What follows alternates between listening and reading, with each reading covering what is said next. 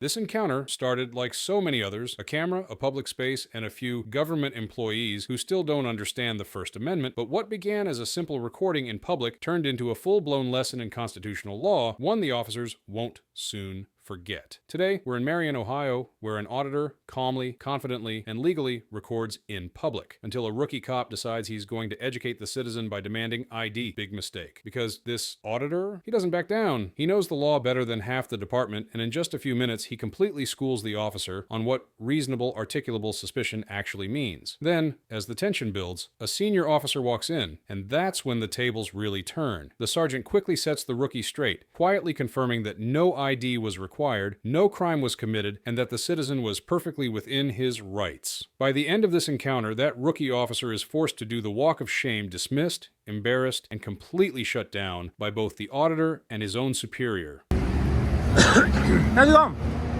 We got a call from the bank about you out here recording it and taking pictures. They asked you what you were doing, and you said you were casing it. I said trying to figure out how to get into the bank. I said probably the front door is my guess. So what are you doing over here? That's a little joke. Taking pictures and video of the bank. What do you do that for? Just like a hobby? Or? You know, I'll be honest with you.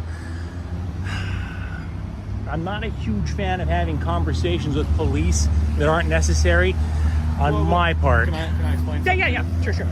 So it is necessary because they said you told them you were casing it, so they were actually concerned. Didn't say casing it. Us, right? So, but I didn't say I'm casing it. Okay. I made a joke about figuring out how to get in the bank, probably through the front doors. Okay. I said I'd imagine the windows wouldn't be smart. So that's a joke. It's not a crime. So you just made a joke. Yeah. It's not a crime. Yeah. Well, that's what I'm here to determine, is make sure. Yeah, that's it. You know what I mean? I can't imagine anybody in their right mind would take me seriously on something like that. We see some pretty wild stuff, you know what I mean?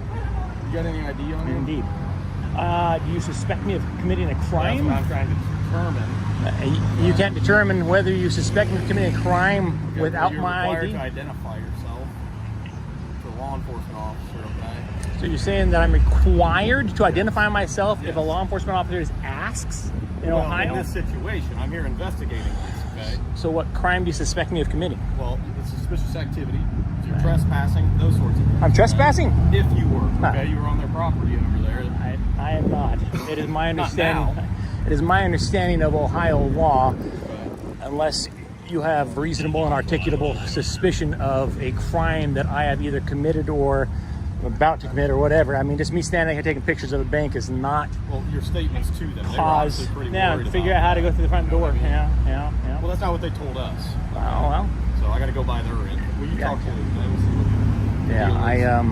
I generally just don't unless I'm suspected. For a hobby though, like that's it. And I really don't like to talk with the police. I get it. I'm not trying. And it's nothing against you personally. I mean, you seem like a nice guy. It's just that, with these guys, they make one little comment and they take it and they twist it into in today's world, though, you just never know. He just doesn't want to identify himself. Yeah, I'm just not a fan of identifying when I haven't committed a crime. So, all right. I love it. He said I had to identify myself. Is that not true? All right, there you go. All right, so I do not have to identify myself. Hey, question for you. One second, I'm going to get something out of my bag. It's not a weapon. I have no weapons on me. I believe you. All right, so.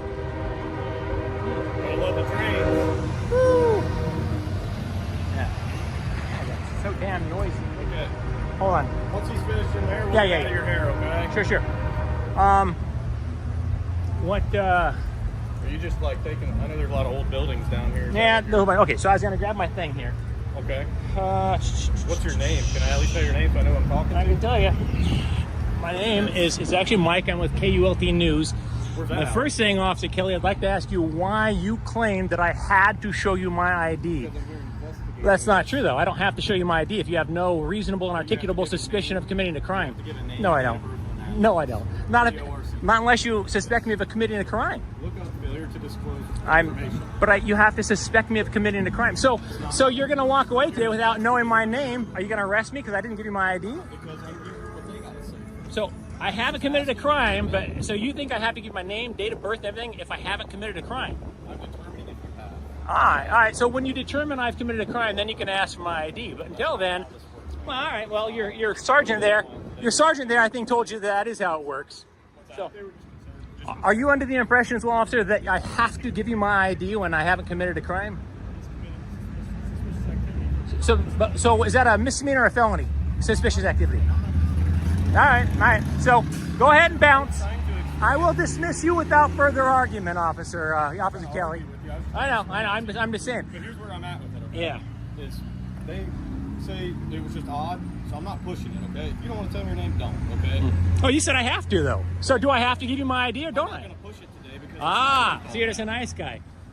Or you're full of shit and I don't have to give you my ID. And you said that hoping I wouldn't know my rights. Unfortunately for you, I do know my rights. That's not the case. Well, you're wrong. I don't have to give you my ID. That's exactly what you said. Investigating. I don't have to give you my ID when you're investigating. I have committed no crime. Here's what I encourage you to do.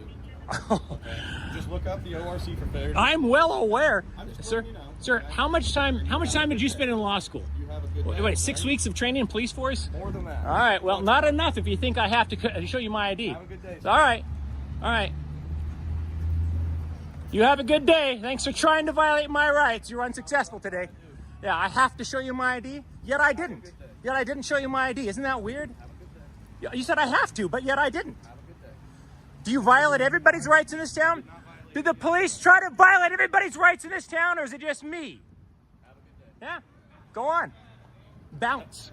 I will dismiss you without further argument. I know. Knock yourself out, Chief. See ya. And there it is, another textbook example of how knowing your rights changes everything. The rookie officer tried to intimidate the auditor into identifying, but instead he got identified as someone who doesn't understand the very laws he's sworn to uphold. Within minutes, the sergeant stepped in, corrected the situation, and confirmed exactly what the auditor had been saying the entire time. No crime, no suspicion, no ID required. The auditor stood firm, never raised his voice, and handled the situation like a professional, leaving the officers with nothing left to do but walk away in silence.